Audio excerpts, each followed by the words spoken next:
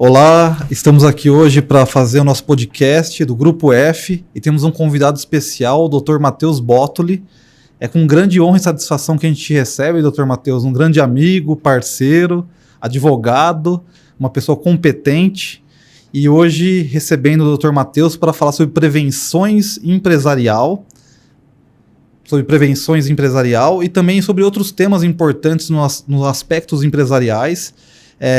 Esse bate-papo, Dr. Matheus, eu já queria de antemão agradecer a sua disponibilidade, a troca de informações, o seu conhecimento que vai estar aqui à disposição de todos nós. Tá? Eu sei que é uma pessoa super competente, antenada aí nos assuntos. E antes até de falar um pouquinho sobre o tema, eu queria que você se apresentasse, né, Dr. Matheus, falasse um pouquinho mais aí sobre sua trajetória no direito, como pessoa, quem é o Matheus, e falasse aí para nossa audiência sobre você. Legal. Obrigado, Felipe. Obrigado pelo convite. Obrigado pelo convite do Grupo F, qual tenho grande admiração e respeito pela forma que trabalha. Eu não canso de falar dos diferenciais que é o Grupo F aqui na forma que lida com a contabilidade e os demais braços que seguem ali dentro da gestão do grupo. E a ti, né, Felipe, que é uma pessoa que tem grande admiração também por toda a sua trajetória, história e tudo que vem construindo e vai construindo ainda mais aí pelo sucesso. Obrigado. Bom, falar de mim aí é sempre um assunto que eu não gosto muito de me tratar na primeira pessoa, né? Mas meu nome é Matheus Bottoli, eu sou advogado já há aproximadamente 12 anos, que atuo diretamente como advogado.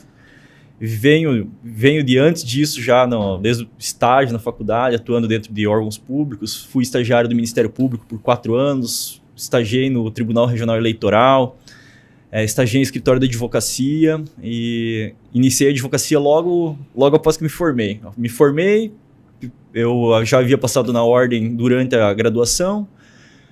Quando tive a primeira oportunidade de fazer o juramento, já o fiz e iniciei em março de 2013 a advogar, qual comecei trabalhando em diversas áreas, como todos os profissionais em início de carreira, e acabei, ao longo da minha trajetória, indo com foco na parte do criminal compliance, da parte criminal empresarial, na prevenção empresarial, para trazer uma proteção aos empresários e auxiliá-los nessa gestão do seu negócio, né? Fiz algumas especializações, sou especialista em processo civil e direito civil. Posteriormente, fiz uma pós-graduação em direito tributário, processo tributário e processo criminal e direito penal. Então, tenho 3 especializações na área e estou em busca de um mestrado aí a um médio prazo aí. Muito bom. Parabéns pelo currículo, acho que formação 11 anos praticamente já de formado, atuando, né, Matheus? E a gente sabe da importância do papel, né, do advogado, do especialista para as empresas, para todos os empresários. E um ponto importante que a gente sempre conversa é sobre esses cuidados em relação à prevenção, né, os cuidados de se prevenir, de se antever alguma situação de um risco empresarial, porque muitas vezes a gente, como empresário, inserido num contexto, no dia a dia, na rotina, na operação, a gente sofre, né, com o tempo, a pressão do tempo, com as preocupações adversas da gestão, e a gente acaba esquecendo de coisas simples. Qual é a sua visão como especialista que seria importante para um pequeno, para o médio empresário, que ele olhasse e tomasse os devidos cuidados em relação à sua empresa, ao seu negócio? Quando se fala em risco do negócio, um dos pilares ali da própria prevenção empresarial, que eles chamam de risk assessment, né? Que vem a análise de riscos, trazendo para o português, e é o que deve ser tratado de forma, na nossa língua. O que é essa análise de risco? O pequeno empresário, o médio empresário, aquele que está começando o negócio, antes de tudo, claro, antes de fazer o seu plano de negócio ali, que tem que buscar o seu contador de confiança, ele deve fazer o quê? Analisar em qual campo de atividade que ele está trabalhando. Quais são os regulamentos que estão sendo geridos dentro da sua empresa, quem é o órgão ou se há órgão que fiscaliza a atividade que ele vai exercer, para que ele consiga moldar o seu negócio de acordo com aquilo que ele pretende. E às vezes ele vai encontrar algumas barreiras no caminho ali que ele vai entender que não é tão fácil aquilo que ele estava estava pretendendo. Sejam barreiras legais, por meio de regulações aí dos próprios órgãos em si, ou mesmo barreiras comerciais, que por vezes têm uma certa dificuldade para ingressar em razão de necessidade de documentações ou profissionais específicos para ter dentro do negócio, né? Então, tudo depende um pouquinho de qual é o ramo que vai seguir. Claro, vamos pensar aí, uma empresa que está pensando em realizar vendas não tem a mesma dificuldade de uma que está querendo vender medicamentos, né? Então, tudo depende de qual nicho de mercado que o empresário quer atuar, ou indústria, ou qualquer que seja. Você coloca um ponto importante, né, Dr. Matheus, que é a mentalidade empresarial. Por que mentalidade empresarial? Porque muitas vezes nós atendemos clientes, né, que saem de um perfil onde eles exerciam posições de executivos, de diretores, de gestores, e optam em abrir o seu próprio negócio. Tem aí a opção de empreender de forma brilhante, né, por vários méritos, e esse é um ponto importante, porque a pessoa ela estava até então acostumada em ter certas informações, licenças, documentos, ela se preocupava unicamente por uma área ou por um tema, era responsável por uma diretoria, e aí quando ela se depara em fazer a gestão como um todo, acontecem esses fatos, né?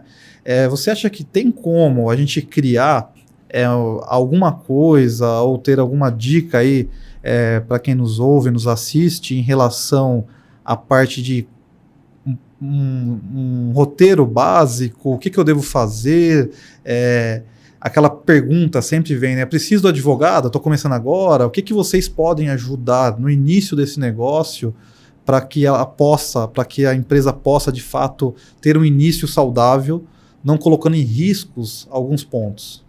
Eu sempre brinco, né, Felipe, que dentro do ramo empresarial, quando a pessoa começa a empreender, tem aquele velho ditado: tem quem começa a empreender por necessidade, e tem quem começa a empreender por vocação, e tem quem começa a empreender porque viu uma oportunidade. E aí sempre falam, aquela frase já batida, né? Faça o que gosta e nunca mais irá precisar trabalhar. E eu sempre falo, não, aí que você vai trabalhar, porque você vai deixar de gostar daquilo que você achava que gostava, né? Vai trabalhar até mais. Então, para iniciar um negócio, o que eu vejo como essencial?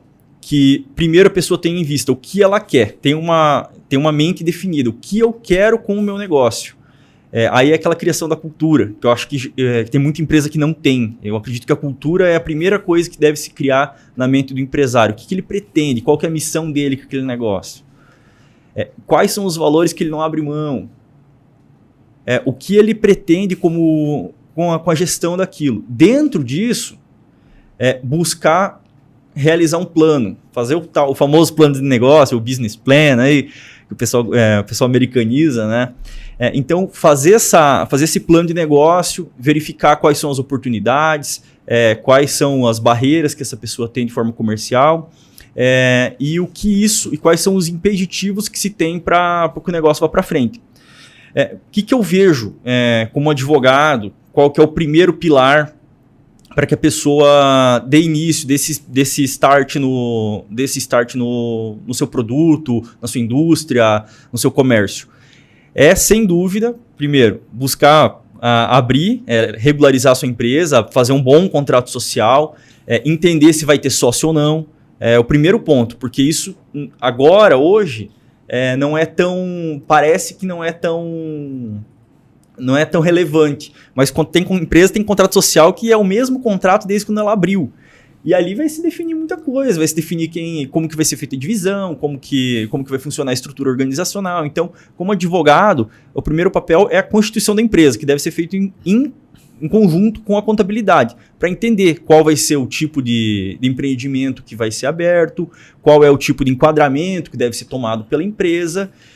E dentro desse enquadramento, dentro dessa tipificação, digamos assim, entender quais são os órgãos e quais são as pessoas responsáveis por fiscalizar o negócio em si. E eu digo o negócio num todo, seja indústria ou comércio, ou prestação de serviço, para que aí comece a se moldar como que a pessoa vai elaborar um contrato, se vai ser necessário um contrato dentro da atividade, ou se vai ser necessário alguma outra modulação. Então, o primeiro passo é a elaboração do contrato social, o segundo passo é entender quais são os stakeholders, que a gente fala, né? Quais são tanto os órgãos públicos administrativos, assim como os seus fornecedores, assim como quem vai ser os colaboradores que ele pretende pôr dentro do seu negócio. Porque às vezes o negócio demanda profissionais que tenham especialidade na área e tem exigências ali de órgãos regulatórios, né? Legal. E é interessante quando você diz stakeholders, porque a gente pode talvez colocar isso como pessoas envolvidas ou interessadas no negócio, e o empresário olha puramente em alguns aspectos, em alguns momentos, para a parte de resultado, para a venda efetiva. Mas ele esquece de olhar para dentro de casa, olhando para os seus empregados, olhando para os seus sócios, olhando para os seus fornecedores, olhando para o governo, olhando para os órgãos regulamentadores e foca puramente numa transação comercial. E aí ele fala, não, isso eu faço bem, realmente eu vendo bem, tenho um contrato, estou respaldado, estou ali seguro, e esquece dessas outras partes que também têm correlação, relacionamento e interesse no negócio.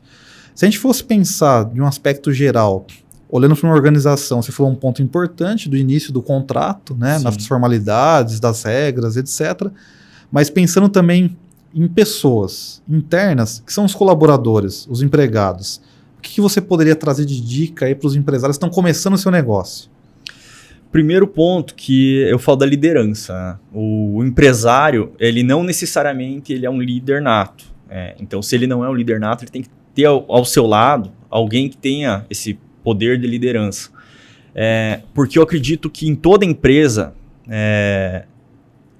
a liderança é quem faz quem está do lado.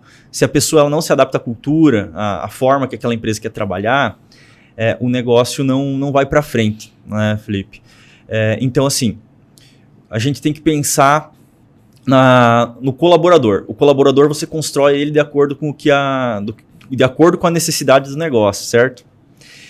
E esse colaborador, ele se sente satisfeito com a forma que a liderança é tomada? Ele se sente satisfeito com a cultura que aquele negócio é tomado?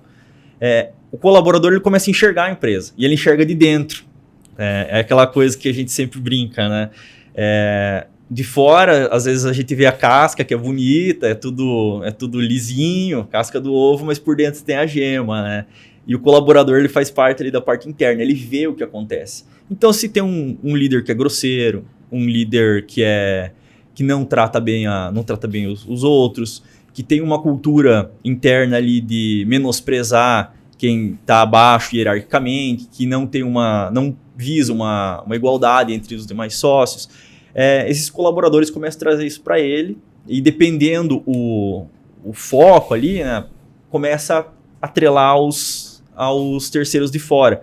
E às vezes afastando bons colaboradores. Então, assim, o primeiro ponto que eu vejo importante é sempre ter uma comunicação assertiva com os funcionários, com os colaboradores, para que eles entendam como que funciona o negócio, como que funciona a gestão, e especialmente deixe claro qual é a cultura da empresa, qual é a cultura do negócio e seja transparente com eles. Tenha canais de comunicação abertos para que eles possam chegar a falar com seus superiores. Se é uma empresa pequena ali que está começando, tem 1, 2, 3 funcionários, dê acesso para que essas pessoas cheguem e falem contigo.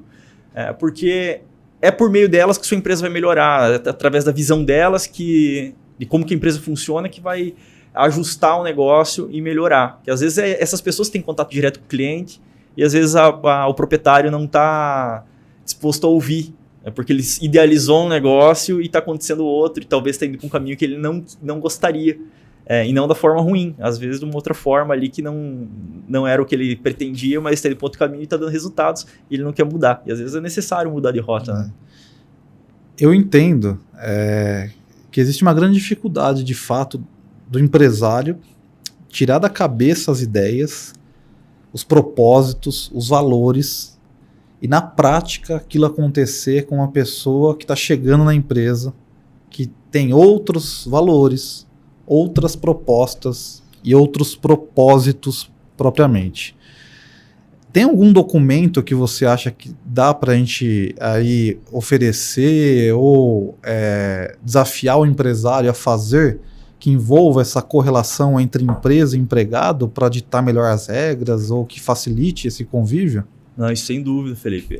Além do contrato de relação de trabalho, que daí tem que ser analisado de acordo com o cargo que a pessoa exerce, um primeiro passo, além do que a gente citou ali, ter que fazer elaborar uma cultura de missão, valores da empresa. Desculpa te interromper, Sim. isso são fatos às vezes intangíveis, difícil da gente, são subjetivos, né? Exatamente. Que assim, eu digo que eu sempre faço uma atividade para que as pessoas pensem na cor azul, né? Até fazendo aqui com vocês, imaginem vocês a cor azul. Aí eu pergunto, que tom de azul que vocês imaginaram? E aí as pessoas vão ter diferentes tons de azul para essa mesma pergunta. E aí a ideia é realmente de como definir a tonalidade do azul que eu estou pensando. Desculpa te interromper. Não, imagina, eu como colorado, né, o tom de azul vou escolher o mais longe possível do Grêmio ali, né, então azul marinho ali talvez. mas enfim, é exatamente isso, cada um tem uma forma de pensar diferente. E eu penso que para deixar isso claro, que é a clareza que eu falei agora há pouquinho, o primeiro passo, depois de dar esses passos iniciais, de formalizar a empresa, é o empresário buscar realizar um regulamento interno. Fazer um desenho hierárquico das funções, uma discriminação de cargo, buscar trazer essas ferramentas para dentro do seu negócio para a coisa começar acertada. Com um regulamento interno forte, com um código de conduta, que eu acredito que é o ideal, que ali você determina algumas regras de conduta que os colaboradores devem ter dentro do negócio, tanto dentro quanto externamente, igual a gente citou antes, as pessoas que fazem parte fora, né, como que eles devem agir fora, porque não é só o proprietário, não é só o sócio, não é só o associado, em caso de escritórios, que trabalham com a imagem da empresa. Quem veste a camisa também trabalha com a imagem da empresa, né? Então, às vezes, é importante a empresa ter um código de conduta, um regulamento interno, para trazer o que se espera e como que deve se agir em determinadas circunstâncias, sabe? Então, é um documento importante para se ter, começar a falar em prevenção empresarial, porque isso pode acarretar muitas coisas ali para frente. E você pode citar, assim, alguns exemplos do que colocar num código de conduta, num regulamento interno? A gente pode tratar... Cada empresa tem sua nuance, né? Mas assim, a gente pode começar a trabalhar com uma forma de pensar assim. Coisa banal, uma padaria. O que o colaborador de uma padaria deveria fazer no seu primeiro momento do dia? Fazer um checklist de acordo com as suas atribuições. O que eu preciso? Meu avental está limpo? Os produtos que eu tenho sobre minha bancada, eles estão com o prazo de validade correto? Os meus equipamentos, meus utensílios estão limpos? Eu deixei a bancada estava limpa quando eu cheguei, eu limpei a bancada quando eu saí. Checklists diários. Eu acredito que o checklist, por mais chato que seja, é uma ferramenta ideal para você dar um start no seu negócio ali, para você ter ferramentas básicas para se ter. Então, dentro de um regulamento interno ou de um código de conduta, você pode exemplificar ali um checklist. Você pode realizar um roteiro de como que vai ser o atendimento para determinado tipo de negócio. Uma loja de calçados, por exemplo. A pessoa que chega nessa loja, quem que vai atender essa pessoa? Quem que vai levar ela até o produto? Quando for feito o pagamento, quem é o responsável por ser feito esse pagamento?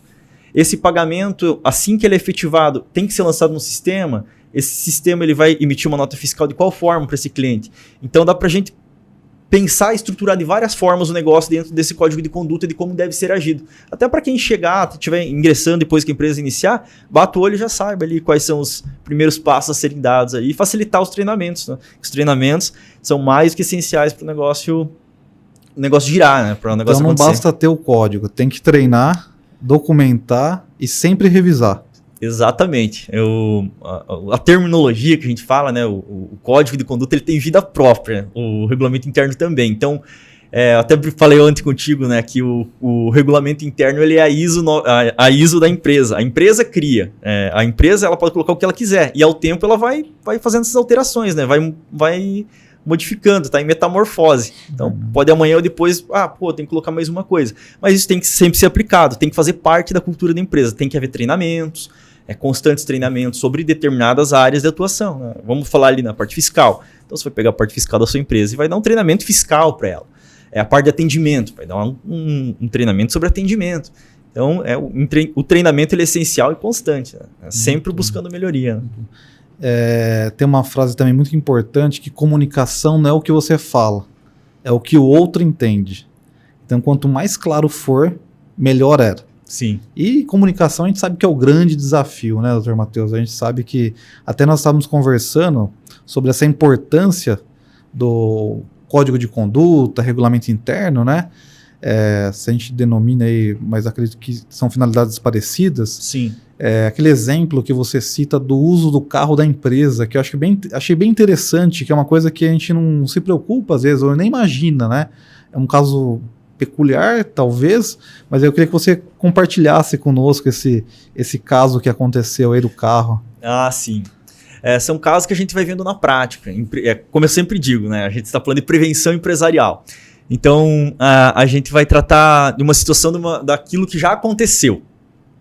A empresa nunca teve nenhum tipo de conduta ali junto com seus colaboradores ou junto com terceiros de como deve agir. E surgiu uma situação que eu venho do interior do Paraná, então lá é uma zona de fronteira. E zona de fronteira com o Paraguai, que todo mundo é nacionalmente conhecido ali por ser uma região de produtos mais baratos. E tinha uma empresa de transporte que ela realizava alguns serviços, né, de entrega nessa região, buscava peças, mas não internacional. Só que essa empresa nunca teve controle sobre essa frota. Fazia aquele controle básico, quantos quilômetros andou durante o dia, qual que é o consumo do carro, até para verificar. E um desses colaboradores estava passando próximo a uma cidade que se chama Guaíra, que ela faz divisa com Salto del Guairá, que é uma cidade do Paraguai onde tem grandes comércios. E esse cidadão, esse colaborador, ele teve a grande ideia de ir com o carro para o outro lado da fronteira comprar alguns produtos. E na volta a Receita parou ele ali e ele teve que prestar contas, né? Então, o que você está trazendo? Ele estava trazendo alguns eletrônicos e a polícia acabou apreendendo ele e o veículo. Para qual finalidade que ele ia trazer? Ele provavelmente ia utilizar para venda, não era para atividade comercial. A empresa teve veículo apreendido pela Receita ali, devido à quantidade que estava, pois entendeu que fazia parte do ilícito. Essa empresa acabou respondendo um inquérito na Polícia Federal ali e no momento posterior, né, foi explicado, foi compreendido que esse colaborador estava fazendo um desvio de função ali e não era nada da empresa, mas com isso a empresa ficou 8 meses sem o veículo. E não era uma empresa grande, então esse veículo para eles fez muita diferença, é um patrimônio ali de R$100 mil que está encostado, sem poder, num pátio, tendo o seu... Sem poder produzir, né? Não, sem poder produzir. Respondendo um processo criminal, com a possibilidade de responder um processo criminal, acabou não respondendo, porque se encerrou na fase do inquérito, que foi visto isso, eles tiveram diligência daí de ter um advogado criminalista ao lado ali, né? Nosso escritório acabou fazendo essas vezes, tendo essa assessoria, a empresa conseguiu não responder nada, ficou claro, mas teve esse veículo apreendido, então deixou de ter lucro, né? Deixou de ter um serviço, por uma simples falta de comunicação, que é o que tu trouxe, não só de comunicação, e às vezes um custo baixo para a empresa de ter um rastreio, de colocar uma cerca nos veículos para entender onde que está indo e atingir um alerta. Então são coisas básicas às vezes que não são feitas. Outro ponto importante que nós dizemos é que o óbvio nem sempre é óbvio para olhos não treinados. Exatamente. Então a gente precisa deixar claro, treinar, esclarecer. Talvez esse motorista não tenha né, uma má intenção no uso do veículo, mas nunca se pensou de fato, talvez, em conscientizar, e aí todo esse fato gerou um problemão para a empresa e agora ela está tendo consequências graves até por uma simples falha, né? Sim. Muito interessante. E com relação... a gente até é um pouco resistente e às vezes a gente fala para não discutir o tema de compliance, mas é inevitável a gente também falar de compliance, mas eu queria que você traduzisse até em termos empresariais, essa questão de compliance, como você vê isso nas empresas, outros aspectos abrangentes com relação à prevenção empresarial, traduzir compliance, o que eu posso fazer, o que eu não posso, dicas... Não, claro. Compliance é um termo que vem lá que a gente fala, né? Tal da americanização no Brasil. Né? Eu até estou falando várias coisas aqui, a gente tenta não falar, mas não abrasileirar, né? Deixar os termos conforme eles devem ser. É que vem de to comply, né? Que nada mais é do que manter a conformidade. Então, compliance em palavras simples, é uma empresa conforme, uma empresa que tem regras e regramentos e segue o que deve ser seguido para o bom negócio, né? Para o bom andamento da atividade empresarial. Buscar excelência no seu negócio dentro de toda a legislação, dentro de toda a regra do jogo, dentro de todas as resoluções, que são muitas no Brasil. A gente até fala, o Brasil regulamenta demais, regulamenta, mas os países que a gente acha que são o ouro do liberalismo para o empresário também tem regulamentações pesadas e até mais que aqui no Brasil, para ser bem sincero, né? Mas um caminho inicial para se falar em conformidade, se falar em compliance, para a pessoa em si entender, é um pouquinho disso tudo que a gente comentou aqui. Tratar o seu negócio com a excelência que deveria ser. Mas eu pago muito imposto, mas o imposto é caro, quero dar aquela sonegadinha. Não, tem uma regra que deve ser seguida. Tem que entender que a gente tem o nosso sócio oculto aí, que é o Estado, que não é nada oculto, né? Que ele faz parte da nossa vida. E dentro da compliance, ela pode variar de várias formas. Tratando do Estado, que é a compliance fiscal, que aí você tem que ter um escritório de confiança, uma contabilidade que seja diligente e faça e cobre do cliente, que tem, né, tu bem sabe, né, tem muitas empresas que gostam de passar a mão, não, a gente vai ajeitar aqui, vai ajeitar ali, né, mas tem que entender que tem um procedimento fiscal ali por trás, tem um armazenamento de dados, tem transferências de dados ali que devem ser feitas e devem ser cuidadas, a empresa tem que ter essa noção. Tem a compliance trabalhista, que são as regras trabalhistas que devem ser seguidas com seus colaboradores. Empresas que atuam no ramo de alimento, daí tem a compliance regulatória, que daí são se a Anvisa ou com o MAPA ali, o que vai ter que ser trabalhado, que é com o Ministério da Agricultura, os produtos que elas vão manejar. Então existem várias compliances, né? Se for enumerar quantos tipos de compliance que existem, aí são infinitas. Né? A gente trabalha muito com a compliance fiscal, com a compliance financeira ali, que é na parte do criminal mesmo, lavagem de dinheiro, esse tipo de situação ali quando envolve movimentações financeiras, né? Mas existem vários nortes ali, e é tudo dentro da atividade que a pessoa está exercendo.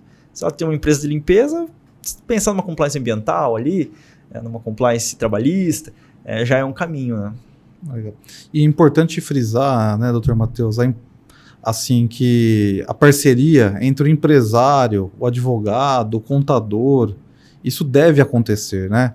Então, acho que cada vez mais a clareza, a transparência, a comunicação próxima contribui para minimizar e mitigar riscos, né? Sim. Porque acho que o pior cenário que pode acontecer é pela falta de conhecimento ou pela decisão própria, de fato, que pode, em alguns momentos, ocorrer. Mas a falta de conhecimento e a proximidade, a discussão e a conversa pode ser um grande facilitador para também mitigar essa parte do risco, né? Não, sem dúvida. Eu acredito que são três, o empresário, a contabilidade e o jurídico, independente do negócio, por mais pequeno que seja, tem que andar junto. Tem que sentar, tem que ligar, tem que... tô com uma dúvida sobre isso. Tem que conversar, fazer um brainstorm ali, ter essa conversa, trocar ideia, porque dali às vezes surgem soluções que o contador às vezes não tinha pensado nisso, o advogado muito menos, né? E o empresário tava com uma ideia às vezes que era certa e se buscou caminhos ali que era adequado para aquilo que ele queria. Então sempre bom ter essa comunicação para que flua, né? Para que tenha essa fluidez. E eu acredito que a contabilidade e a advocacia a consultiva, na fase inicial, ela é mais do que necessária. Se andar de mão dada, né? Para conseguir construir e o negócio flua perfeitamente. Muito bom.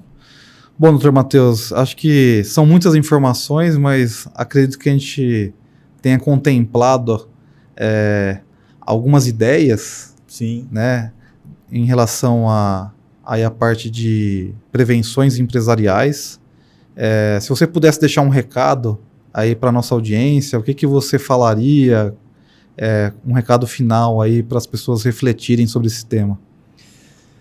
Bom, reflexão que eu gosto sempre de tratar é sempre voltada a quem está querendo empreender, a pessoa que está querendo empreender, ela tem que entender que empreender não é uma brincadeira, é um negócio sério, e isso pode ser um risco sério financeiro, pode ser um risco sério para suas perspectivas e até para a saúde mental.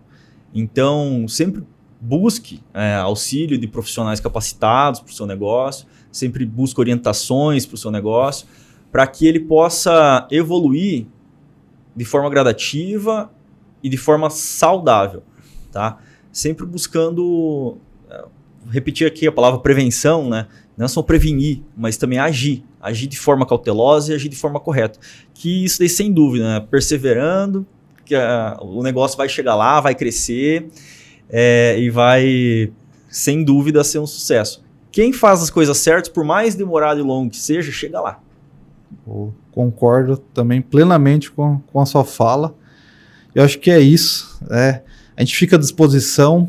Agradeço novamente a sua disponibilidade, essa troca, esse nosso bate-papo. Esperamos aí depois poder gravar novos conteúdos, novos temas. De novo, sempre um prazer te receber. A gente agradece a parceria, a confiança e também a todos aí que nos assistiram, nos ouviram nesse podcast. E esperem que venham novas informações, novidades estão por vir, né? Obrigado a todos e até a próxima. O Grupo F agradece. Um abração.